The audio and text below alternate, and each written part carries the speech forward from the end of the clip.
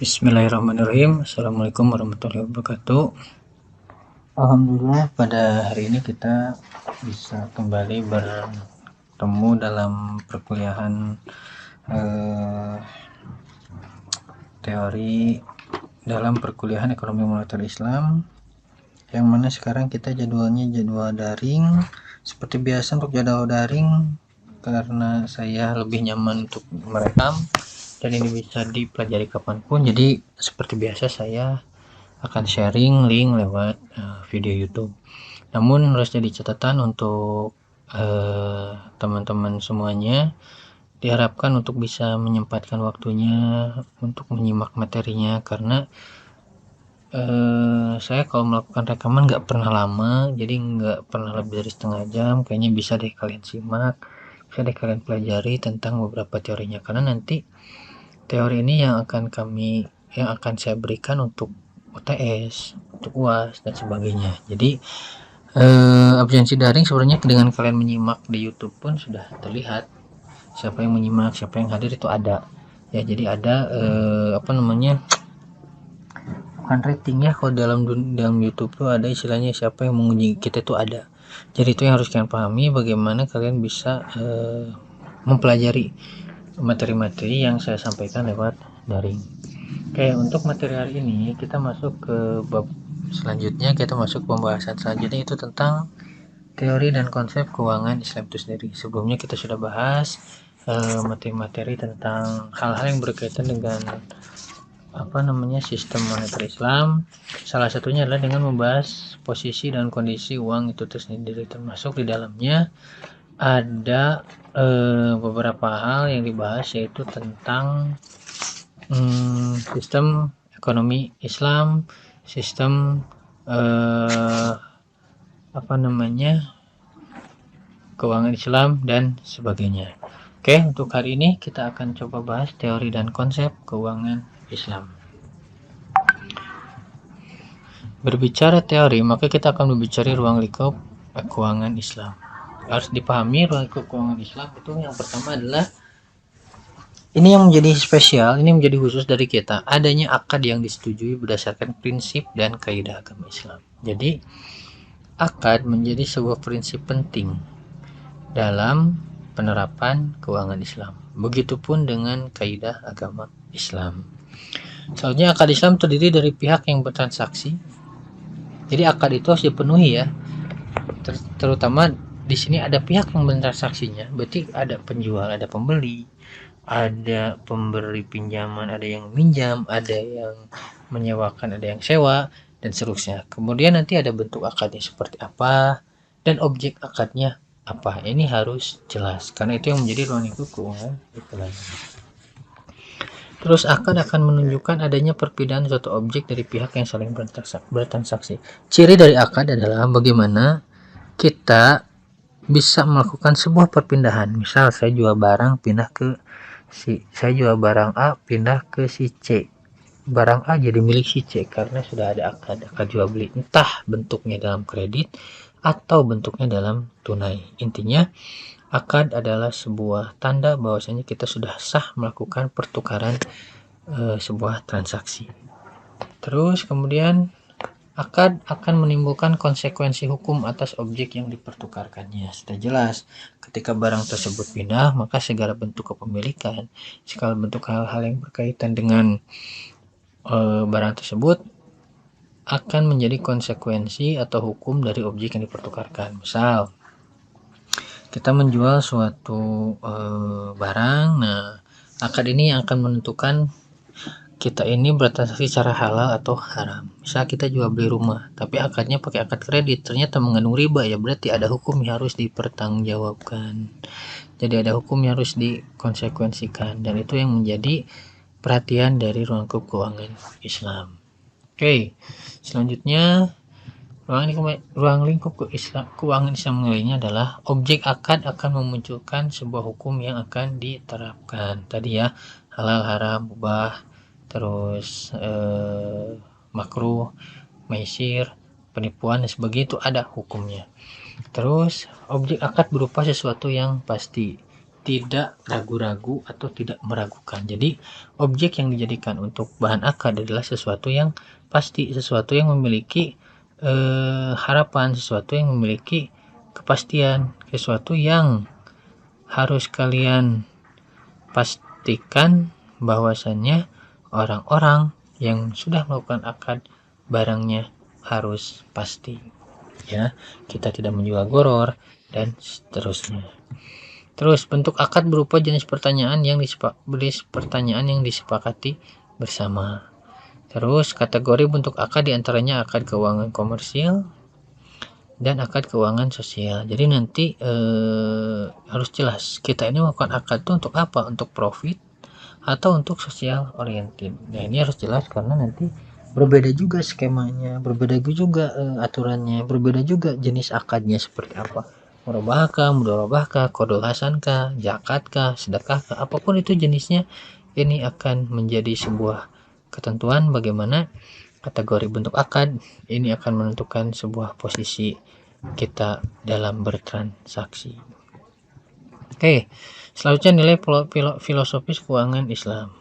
Yang pertama, keuangan Islam merupakan bagian dari agama Islam itu sendiri. Ini filosofi pertamanya, ya. Jadi tidak bisa terpisahkan bahwasanya keuangan Islam merupakan bagian inti dari agama Islam.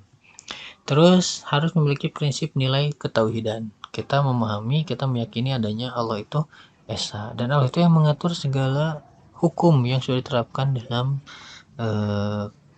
aktivitas ekonomi di agama Islam.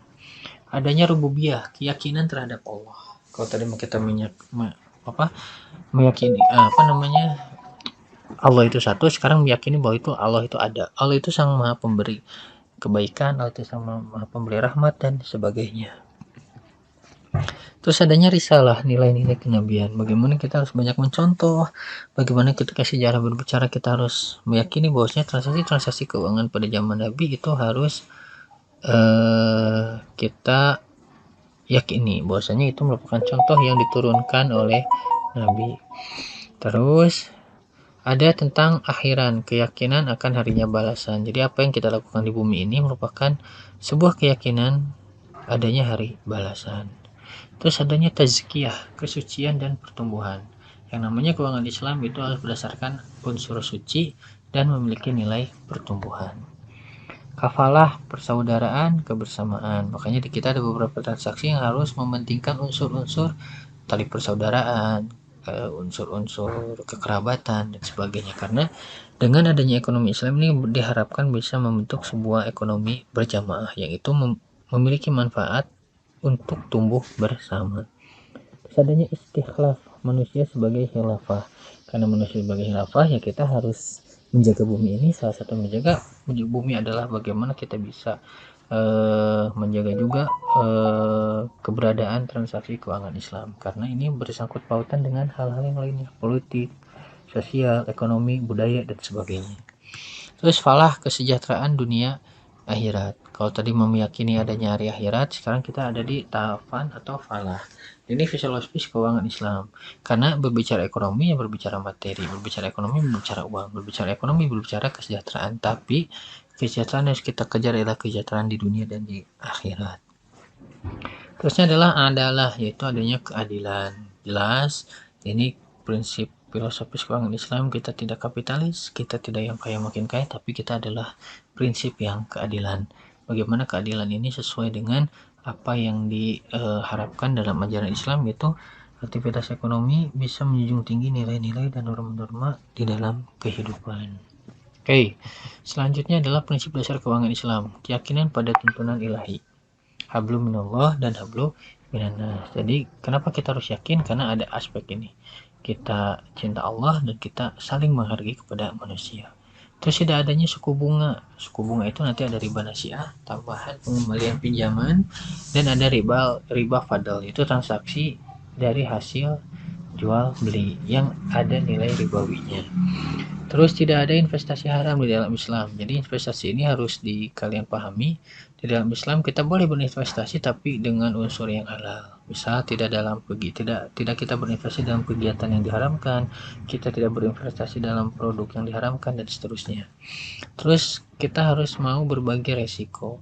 karena ini kegiatan ekonomi, karena kita keuangan Islam selalu berkaitannya dengan kondisi real, dengan kondisi usaha yang real, maka kita harus siap untuk berbagi resiko. Jangan sampai urusan keuntungan kita ingin untung bersama, tapi ketika kita berbicara resiko, kita justru menjadi manusia yang tidak adil. Ini hati-hati, kita harus mau berbagi resiko. Pembiayaan dilandaskan pada aset real. Jadi pembiayaan yang didasari dalam keuangan Islam adalah pada aset real, aset yang memang mempunyai nilai, bukan aset yang tidak diyakini kejelasannya. Karena tadi kalau pembiayaan berarti ada unsur yang akan diakadkannya, akad pembiayaan, maka objeknya harus jelas. Terus kemudian kritik atas keuangan Islam. Tadi selain ada prinsip, filosofi dan sebagainya, ternyata ada juga kritik terhadap keuangan Islam. Salah satunya adalah kritik atas eksistensinya, mekanismenya, dan fungsi Islam yang memang masih banyak yang ragu. Entah itu menurut ahli sejarah, ekonom, dan pengamat. Karena ya kita yakinilah banyaknya pemikiran, banyaknya ijtihad dan sebagainya, sehingga beberapa pengamat yang mungkin beda pola berpikirnya, beda pandangannya, ya akan menganggap sebuah perekonomian Islam itu harus kita perhatikan dengan lebih jauh lagi.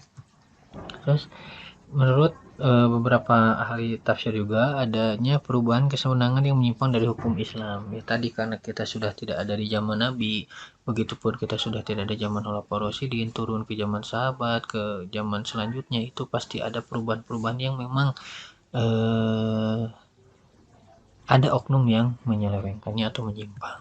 Terus dinamika dan perubahan konsep pengapresiasian zakat, standarisasi pelarangan riba pada aktivitas jual beli dan sewa, dan ini yang akhirnya harus dibuat standarisasinya seperti apa. Jangan sampai kita tertukar mana riba, mana bunga, mana untuk zakat, mana untuk sedekah, mana untuk kebutuhan hari-hari dan sebagainya. Antaranya adalah penekanan peran Baitul Mal dan lembaga Hizbah. Ini harus jelas karena di kita kan ada ciri khasnya, ya ada Dewan Syariah Nasional, ada Dewan Pengawas Syariah, makanya harus penting kita memperhatikan bagaimana peran dari lembaga Hizbah itu sendiri dan bagaimana peran Baitul Mal pada hari ini. Karena jangan sampai Baitul Mal tidak memiliki peran apapun, justru Baitul Mal harusnya bisa menjadi tunggak dari sebuah aktivitas keuangan Islam. Oke, selanjutnya di dalam konsep dasar keuangan Islam ini ada prinsip maqasid syariah. Yang pertama adalah kita harus pahami bahwasanya maqasid syariah dari keuangan Islam adalah adanya agama yang berperan untuk memberikan tuntunan, keyakinan, aturan, dan tata cara berkehidupan. Selanjutnya adanya jiwa, menjaga jiwa dalam memenuhi segala keperluan yang berkaitan dengan eksistensi kehidupan manusia.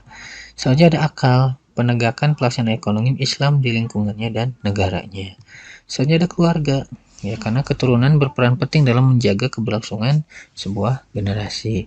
Selanjutnya ada harta atau mal, kebutuhan kehidupan manusia baik di dunia maupun di akhirat. Selanjutnya untuk prinsip hukum dan moral Islam. Di sini ada tijari dan keuangan komersil. Ada juga tijari dan keuangan komersil disebut juga dengan sebuah kegiatan di sektor keuangan harus diikuti dengan kegiatan sektor real, yaitu melalui aktivitas bisnis atau perdagangan. Makanya disitu istilahnya tijarah.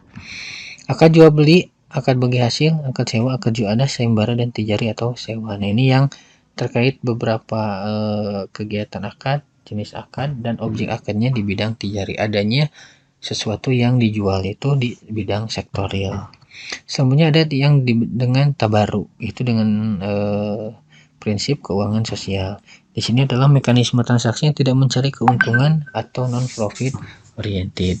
Di sini akad yang menggunakan tabaru yaitu atau hukum menggunakan tabaru ada akad dengan mekanisme pinjaman, akad dengan mekanisme titipan, atau akad dengan mekanisme tolong menolong, ada qardul hasan dan sebagainya.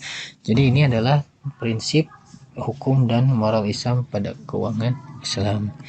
Selanjutnya adalah ciri khas aktivitas keuangan Islam. Yang pertama adanya kewajiban berzakat, ya. Yang selanjutnya adalah anjuran bersedekah atau infak, dan yang terakhirnya adalah selanjutnya ada yang memberi hadiah. Jadi kita tuh enggak sih kalau memberi, tapi ada keinginan dari kita untuk memberi hadiah kepada orang yang meminjamkan kita, itu boleh dalam Islam. Itu menjadi ciri khas keuangan Islam. Dan yang terakhir adanya pengelolaan keuangan Islam melalui wakaf. Sekarang wakaf sudah meluas, bukan hanya untuk masjid, bukan hanya untuk kuburan, tapi sudah meluas ke ranah-ranah produktif, sehingga bisa menjadi sebuah ide baru, bisa menjadi sebuah tonggak baru perekonomian Islam dengan adanya wakaf produktif. Oke, itu sajalah ya untuk materi hari ini. Mohon maaf nih jika kurang optimal karena kondisi saya yang sedang memang kurang enak badan. Mudah-mudahan bisa dipahami, mudah-mudahan sudah mengerti dan bisa disimak ya, karena ini bagian dari ikhtiar kita untuk bisa menjadi manusia yang lebih baik. Ketika kalian kuliah, berarti kalian sudah berkomitmen untuk bisa melakukan perubahan-perubahan di masa yang akan datang. Oke, itu saja untuk materi ini. Mudah-mudahan bisa kalian ambil sedikit ilmu, sedikit hikmahnya, dan bisa kalian praktekkan di dalam kehidupan sehari-hari. Terima kasih. Hatur nuhun. Assalamualaikum warahmatullahi wabarakatuh.